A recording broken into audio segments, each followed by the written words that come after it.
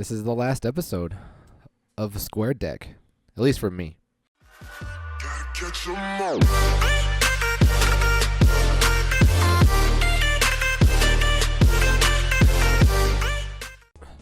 What's good? It's your boy Rico. Welcome back to another episode of Pokemon Duel. And unfortunately, just like I said at the beginning, this is going to be the last episode of the Square Deck for me because I ran it for a month. Great deck. It brought me to my highest rating ever, 3.7 something.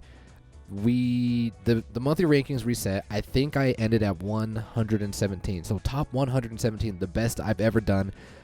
You'll find out tomorrow when we get our rewards exactly what I was at. I think it's at 117. But yeah, like I said, it's the best I've ever done using this deck, and I kind of want to show you guys some of the matches that I got throughout the month that just kind of show off how the deck is used. And unfortunately, after today, I don't know how viable this deck is going to be anymore, because I am predicting that everyone is going to be running the Gardevoir or the Kirlia into Gardevoir or into Gallade, just because of the buff blocking any mons from going through them, except for like what, Giratina. Like, it's going to be very, very interesting because Nebby's not going to be able to go through anymore. Ghosts are not going to be able to go through. Fairy's not going to be able to go through. I'm predicting everyone's going to have Kirlia. So we have a couple boosters to open up, but I want to kind of lay it out for you guys what we're going to do. We have, I think, 1, 2, 3, 4. We have 5 matches to show, okay? And they're all in the link below. The first match is going to be how to handle rush decks with the Square Deck. It's just going to show off all the great utilities that Tarvold crafted for this deck. Just perfect. The next one is Nebby's Power Saves the Day. Now, when people see this deck, they think it's a lot of squared attack, which it is, but there's also, like I said, there's so many contingencies to this deck that are so good. The next one is going to be Lucario Shines. Lucario gets to show off in this deck as well. The next one, it's a funny one. This is like one of the funniest matches I've had. It is titled Run, Nebby, Run. Basically, Nebby running away from Gengar when Nebby is poisoned. And the last one comes from Simi, right? I believe it was, who showed it to me? It was, I'm sorry. Give me 1 second. It was Simon. Yeah, it was against Simon. He tweets me these decks and these matches, and they're awesome. And this one's titled Too Many Threats, featuring 2 Wobbuffets and a Mega Venasuar. Now, just think that it's gonna be very interesting. But before we get into those matches, we're gonna open up some boosters, and I want to show you guys the deck that I'm gonna think about running for the next month. All right.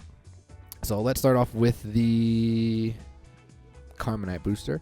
Let's try and pull that 50 Carmenite. Also, the Queen's Cup is about to end. I'm almost at the 10K. So I am going to get the EX Cube. That's going to be nice. And we don't get anything good there. Oh, 10 Carmenite. I forgot. I was only looking for the 50. So, and what I meant by nothing good, we didn't get an EX. So this gold one yesterday on stream, we pulled a Gardevoir. That was my second Gardevoir. And yeah, I'm going to start running Gardevoir. So we don't pull an EX. We get a Delibird. Let's open up, or let's collect this, whatever the daily is. Hopefully it's a wheel. If it's a wheel unknown, if you're watching, we're going to try your theory and see if we can get gems. So, watch a feature duel. We did that. I still need to play League. Still need to play a room match. It's not a wheel. Okay, so we're not going to attempt that. But before we get the matches, let me just show you the deck that I'm gonna be that I think I'm gonna be running for this next month, and it's going to be this deck. We're gonna have the Lucario and the Zoro. I think they're, well, actually, I don't even know if Lucario is gonna be meta anymore once tomorrow comes. Like, I don't know how viable dragons are gonna be, so I guess Lucario could be interchangeable, but Zoro, because of Zoro, you kind of need Zoro right now with the damage meta we're in. We're gonna have the Kirlia into the Gardevoir. My Kirlia is Carmenited to 10, and then we also have a level 5 Gardevoir. Gardevoir is going to be hitting for 140 and 100. Probably going to chain my Gardevoir to at least 101. And then we're going to go for the Mew and the Rotom cheese. We have the Rotom going into the Wash Rotom with the washing machine. Just like the last video you guys saw, we're going to try some cheese there. My Mew, I actually changed my Carmenite. I put it back all into Shuttle Flip, so let's just see if we can get some cheese.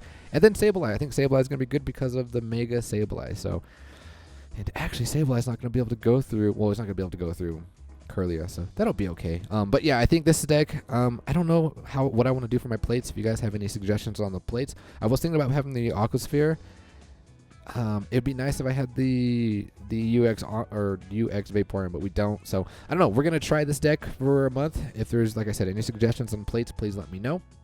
But without further ado, let's jump into that first match titled "How to Handle the Rush." All right, this one, like I said, how to handle the rush. Unfortunately, I wish I would have put this video out a lot earlier, just for you guys. If you guys wanted to run it, you'd be able to, know how to do it. But now, with the Kirlia, I don't know how viable this deck is going to be. But anyway, rush decks, what they do, they take their entry point, which is fine. If they take 2 entry points, that's good. You need to cover 1 entry point for the cheese to set up. So the opponent here is going to Mega with the Gengar, take the entry point, and we're going to stop and we're going to talk about what happens here. Typically when this happens, and this happens a lot when there's Gengars. If Gengar is on one side, you're going to want to long throw the Nebby on the opposing side so the Nebby can get to the entry point. That way you have one of their entry points locked, they have both of their entry points locked. You want to protect your goalie with a figure such as Solgaleo or Zoro. I chose Solgaleo because of how big the Sunstrike Steel is. It's just better odds versus Zoro's Sucker Punch because that's all he hits, right? When Zoro hit that Sucker Punch in my last stream, when he was dazed, I was so pissed. Anyway, what you could do now is you can take the entry point. And then we have, because we already wasted the long throw, the next thing is to have the Pokemon switch. The Pokemon switch is to bring the, or to switch the Gothitelle onto the board with one of the mons that are here. So that's basically how the setup is when you go against the rush. Let them take their entry points, long throw the Nebby, take their entry point, pull the switch. So he's going to protect with the Latios. I'm going to march forward, and I'm going to eventually take the entry point. And when I take the entry point, it forces them to cover up the goal.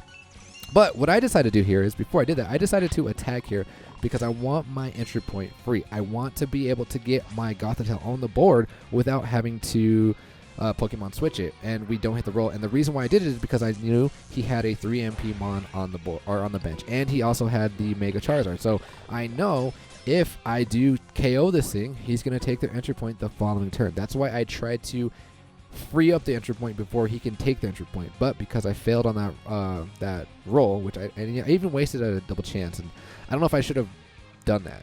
I don't know. It was iffy. I didn't know if I should have done that, if I should have just let it relied on the switch.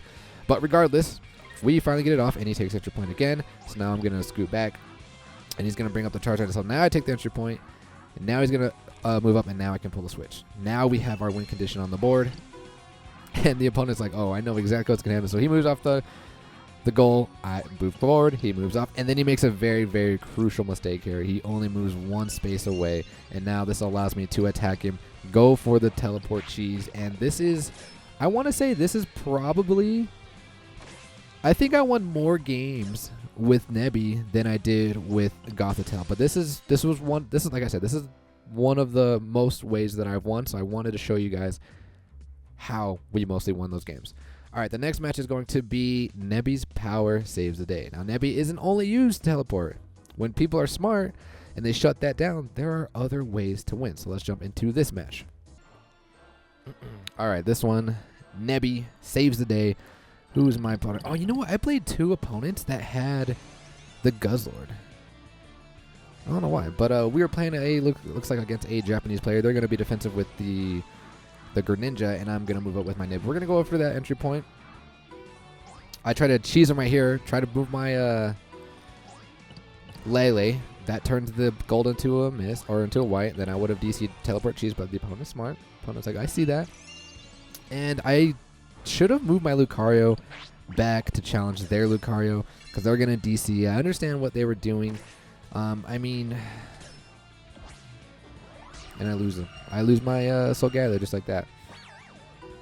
And then I don't want to get rid of my Gothitelle, so I'm going to bring up my Zoro, who does not have a good matchup, but Zoro comes through. I'm pretty excited about that. So because that Lucario dies, we are going to move forward with the Zoro. We have good matchups against everything here, but the opponent's going to max revive here, and he's going to attack with the Lucario, and I'm like, oof, can we do it again? But no, we're going to hit a miss this time.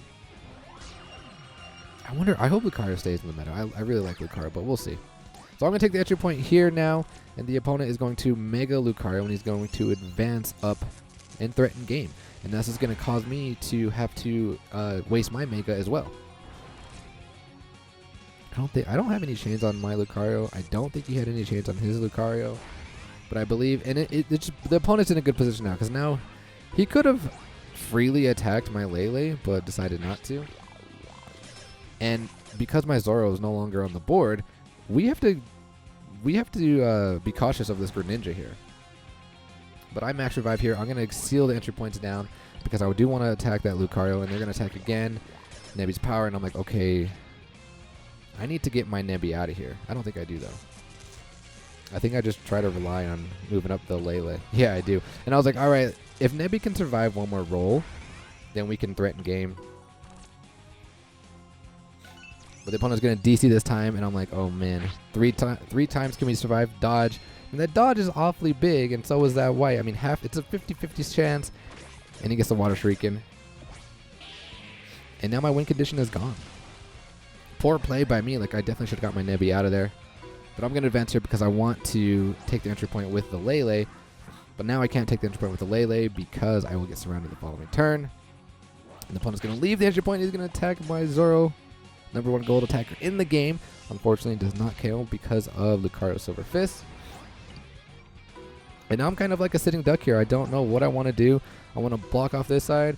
He moves on the Raleigh. I come back for some reason. I'm not entirely sure, but I was going to advance here. And I'm like, all right. If we can survive this roll. Actually, I don't even know what I was thinking. I don't know why I put it there. What am I doing? The DC. Oh, yeah. That's why. Because if we can survive this roll, then I can attack the Raleigh the following turn. Unfortunately for me, this opponent's Zoro cross counter is 91. Like, I need to chain my Lele. I thought about chaining my Lele to 10. I just haven't gotten around to it. That's probably what I should have done. But now we got the win conditions. Now we have the win conditions. Now we have 3 entry points sealed. What?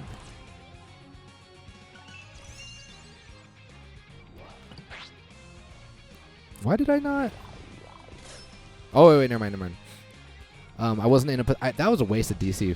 But I wasn't in a position... I thought that was their Zoro. I was like, why did I just not DC and go for the squared? But that's why, because we don't have anything near. But we do... Like I said, we wasted the DC. I had every, like, favorable roll. Yeah, that was just... I don't know. But the opponent here gets to take out my Zoro, and... things are not looking too good for me. He's going to advance up. I bring on the Solgaleo. I need to have all my figures on. He's going to bring on his Zoro. I'm trying to get my opponent just to take the entry points. I'm just trying to bait my opponent. I don't know. He's not going to. What I decided to do is I moved... I don't even know why I moved my Lucario, actually. I really don't. But the opponent attacks my poor Gothitelle. And he gets a Water Shrieking. Did he X-attack? I think he did. Oh, but now he can take the entry points, and it doesn't matter because our Gothitelle is in the PC, so I'm going to long throw here. We need to get our Nebby on the board because I was like figured my only win condition here is we're going to stop real quick. Here's my win condition. I'm pretty sealed in. I don't have the Gothitelle on the board. I don't have a max revive. I do have a switch though, but he's still in the PC. So what I'm going to do here is I'm going to DC with my Cosmo, try and hit that Nebby's power, bring the Solgaleo right next to the Guzzlord, and then we can surround the following turn. That was the plan. That was my win condition. Let's see if it works out. He's going to attack. Clutch. Clutch dodge from you there, Lucario. So, like I said, we DC, we go after the Zoro. Boom. Landed Nebby's power. I'm like, let's go. Let's go. Now we can bring on the Solgaleo. Now we can evolve, and now all we have to do is trust Lucario. But the opponent here is going to attack, and he gets the brutal swing. Like, come on, bro. Like, really? He gets the brutal swing. I was really just a little salty there. But we can bring on the Cosmo EM, and now, like G says, he says, just trust Lucario. I'm like, all right, Lucario, I'm going to trust you. Let's go. Let's go, Lucario. And not only did we get the surround, not only did we get the win, we get the fully evolved Lunala. Let's go. Alright guys, the next match is the Lucario gets a chance to shine. So let's jump into that. Alright, if I remember this match, there was there was a lot of misplays here. We're going against a Dragonator again with the Guzzlord, and this is where G's words were like echoing in my head. The patience is key. Okay. So he's going to open up with the fracture. I am going to just get all my pieces on the board. A lot of times, like I'm moving and I'm trying to think, and G just tells me, he's like, just set up. Just set up. Don't try to do anything. Just set up. But here, I'm like, you know what? I'm going to just try and be aggressive. Try to threaten game. And I roll the 1, and I give him the free evolution. Big mistake. I just needed to set up, just like G always says. But now he's going to rush me with that speed. I have to move over the Lucario. Speed's going to take the entry point. And then I can move the rest of my figures on. So I max revive here, and see, I don't even know if I should have max revived, but I max revived here just because I wanted to get their entry point. Just bringing up those double rays. I have to protect the goal. I don't want to get fly cheese here. The opponent is going to Meteoric Teachings right here, and they're going to go straight after my Solgaleo. No point in attacking the Lucario, and if he gets the fly, he takes entry point, which would be, I mean, not bad. But, of course, my Solgaleo does not want to roll the Sunstrike Seal. Like, I'm like, okay, that's kind of upsetting, but whatever. We're going to take the entry point here, and we're going to threaten game. Opponent doesn't see it, and we're going to try and get that Nebby's power one more time. Although odds are not good, but when an opportunity arises, you have to go for it. So let's try and pull that Solgaleo out of the PC to end the game. Roll the miss. He lands the Outrage. I'm like, let's go. Can we please get it? No. Get the teleport. We do get to threaten game, but he can just hop through me because of his ability. And now he's going to attack my poor little Nebby. I don't have my Zoro, so now this is not good. Fortunately, he gets the break energy. I move away, and I honestly should have moved my Nebby over here, but for some reason I moved back, and my opponent decides to move up. I'm like, okay, that's actually good. So what I'm going to do here is I'm going to long throw, and now we're going to threaten game here. The opponent's going to DC here. Has to go after, and I have to switch here because he does have the gold. His gold only disappears if I'm attacking, and Zoro just doesn't. Like, Zoro's not being Zoro, and now we're kind of in a pickle. But how it always works, or how this deck kind of gets you out of trouble, the plates. I still have the switch. Clutch roll, trust Lucario. Lucario does hit the dodge. And then here, I switch with the Lele. And that was tough. Should I have a switch with the Lele or the Lucario? Like, it was, I don't know, man. It was, if I was on the other side, I have better odds of taking out these. I don't know. I probably should have done the Lucario instead. But we're able to bring the Lele on, which is good. And now what I get to do here is I'm going to Mega Evolve, and like I said, it's Lucario's time to shine. So we're going to go straight after this this Rayquaza, and the Rayquaza hits a miss. Let's go. He's going to advance with his other Rayquaza, and now I'm going to DC here, and we're going to attack into this Haxorus because we do want to hit that Aura Sphere. We don't want to hit our white, and he does hit the Dragon Claw. We do hit the Aura Sphere. Let's go, Lucario. Okay, I see you. Lucario likes to be in the action as well. It's not just the Nebby and the Gothitelle. So opponent's going to max revive here. He's going to bring up that Fracture, and I bait him. I'm like, all right, come over here. Take my entry point. I dare you. I dare you to. Please take my entry point. But opponent's smart. Not going to take the entry point. He's actually going to attack the Lele instead. I'm like, okay, we're kind of in trouble now. I don't know what we got to do here. Hopefully the opponent takes the entry point. So I'm going to move over, and the opponent makes a huge mistake and advances with the Zoro. And this is it. Well, like I said, when the opportunity arises, you have to take. I understand. I can get cheese here. I can get fly cheese. Actually, did he have the Dragon Sphere? If he had I think he had the Dragon Sphere. And if I missed this roll, he could have just ended the game going through me. I actually don't remember if he had the Dragon Sphere or not. But he could have fly cheesed me. But like I said, when the opportunity arises, you got to take it. And sometimes it works out. Sometimes it does not. All right, this next match. This is one of the funniest matches that I've had. This was titled Run, Nebby, Run. What makes this match so funny, it was just how persistent my opponent was with his Gengar. So take a look at my opponent's deck. They have a poison-ish. I don't know. It's a very interesting deck. They have the Naganadol, which I wish I had, but they're going to start advancing with their Poipole, take the entry point, and I have to cover up with my Lucario. Now I'm going to advance with my Nebby. This forces the opponent to have to cover up goal. And now I'm just going to kind of set up my pieces. And I'm just baiting my opponent to... I want him to Meteoric Teachings right here. And I want him to come after me. And then I would DC with my Gothitelle. But he doesn't. He's smart. And I have to bring on my Zoro just in case he Megas here. So that's how that got shut down. And for some... We're going to stop and we're going to talk about this, okay? I attacked the Poipole, and there's really no reason to attack the Poipole. I thought that... So I know that Naganadol basically has a Poison Touch while Poipole's on the board. I thought that if you attack the Poipole, then it kind of removes that. Like, you know how the Ultra Beasts are? It's basically like their first turn while the Poipole's on the board. If Poipole's off the board, then they don't have it. But I thought if Poipole gets attacked, then that's kind of negated. They don't have that first attack thing where he gets to poison everything all the entire time. That is the only reason why I attacked it. And it wasn't even a good decision. But he does poison me.